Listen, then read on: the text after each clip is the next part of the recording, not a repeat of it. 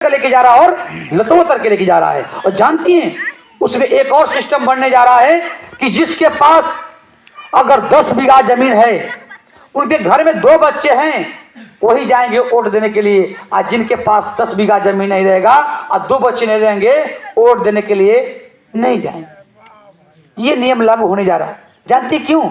आपकी वोट के अधिकार को खत्म करने के लिए, क्योंकि उनको पता है कि इनके पास 10 बीघा जमीन है, नहीं वोट इनका बन पाएगा, नाम आएगा उसमें। तो वो क्यों करने जा रहे हैं? क्योंकि उनके दिमाग में एक बात चल रहा है कि जिस समाज को हम लोगों ने गुलाम बना के रखा, न शुद्ध पानी पीने दिया, न शुद्ध खाना खाने दिया, न अच्छा कपड़ा पहनने दिया, उनके गांव में गलियों में जाना पड़ता है और उनको उनका पानी पीना पड़ता है, उनका खाना खाना पड़ता है, उनका पांव छूना पड़ता है एक वोट के लिए। झूठ बोल रहा हूं क्या? लोग आते होंगे ना, बड़े बड़े लोग, चाहे प्रधानी का, चाहे जिला पंचायत का, चाहे बीडीसी का, चाहे विधायकी में भी हमारे समाज के भी लोग आते हैं, बड़ी बड़ी गाड़ी से आते हैं लोग। और उनको भी कुछ लोग ऊपर वाले भेज देते हैं, बीजेपी वाले लोग, अब कहते हैं कि अरे माई दादी बाबू लोग मुझे वोट दे दीजिए, हम जीतेंगे तो ये करेंगे, जीतेंगे तो वो करेंगे। आज जब बाबूजी को जिता देते हैं आप लोग, तो ना ये करते हैं ना वो करते हैं, अरे कभी पीछे मुड़ के नजर भी नहीं करते हैं। झूठ बोल रहे हैं। तो इसीलिए उनके दिमाग में एक बात चल रहा है कि जिस बहुजनों के गले में मटका, कमर में झाड़ू था, उनको हम लोगों ने गुलाम बना के रखा। उनके गांव में गलियों में जाना पड़ता है, एक वोट के लिए पानी पीना पड़ता है, खाना खाना पड़ता है, उनका पांव छूना पड़ता है। इससे बढ़िया है कि इनके वोट देने का अधिकार खत्म कर दो, न रहेगी बांस न बाजेगी।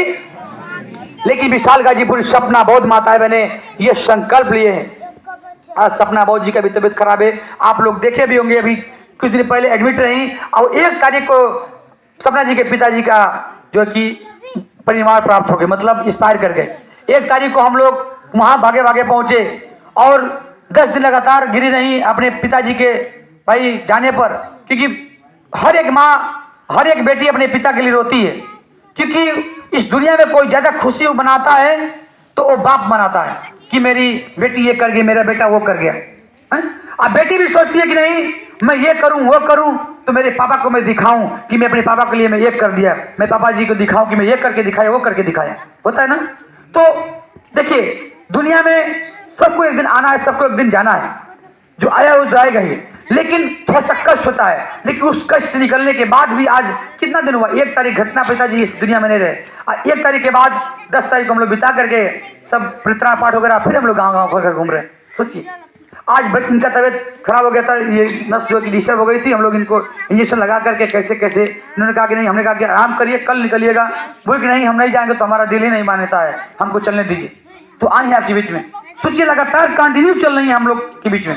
तो बताए मैंने, हम दोनों लोगों ने संकल्प लिया है कि मनुवादी तू कह रहा है कि बांस नहीं रहेगी और बांसुरी नहीं बजेगा, लेकिन हम लोग कह रहे हैं कि बांस भी रहेगी और बांसुरी भी बजेगा। क्योंकि मनुवादी तू मेरे बाबा साहब के संविधान को क्या खत्म करोगे?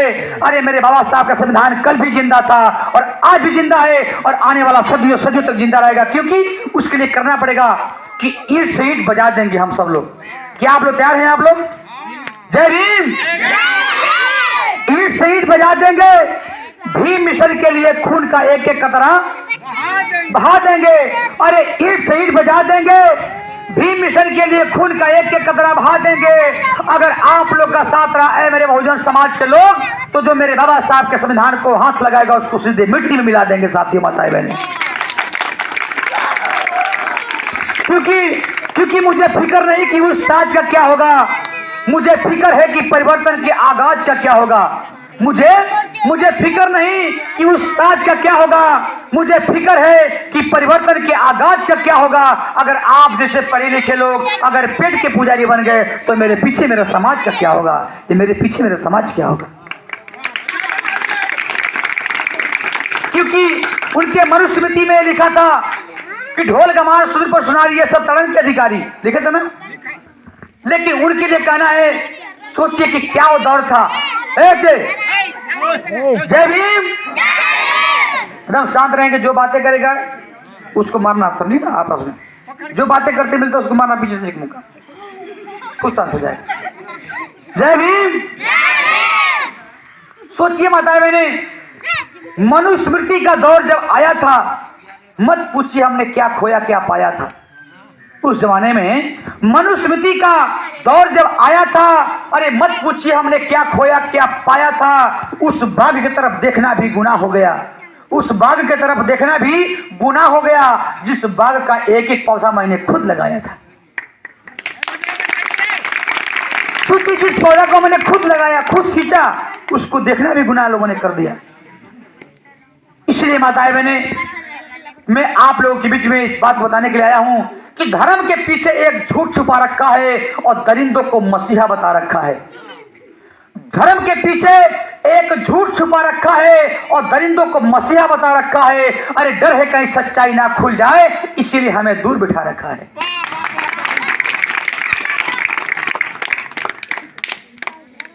इसलिए माताएं बहने, उस जमाने में ना कहीं ठोर ना कहीं ठिकाना, अरे हम वहीं बसते जहां चाहता जमाना।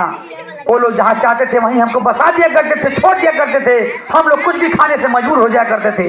सोचना पड़ेगा कि ना कहीं ठोर, बच्चे, ना कहीं ठोर ना कहीं ठिकाना, हम वहीं बसते जहां चाहता जमाना।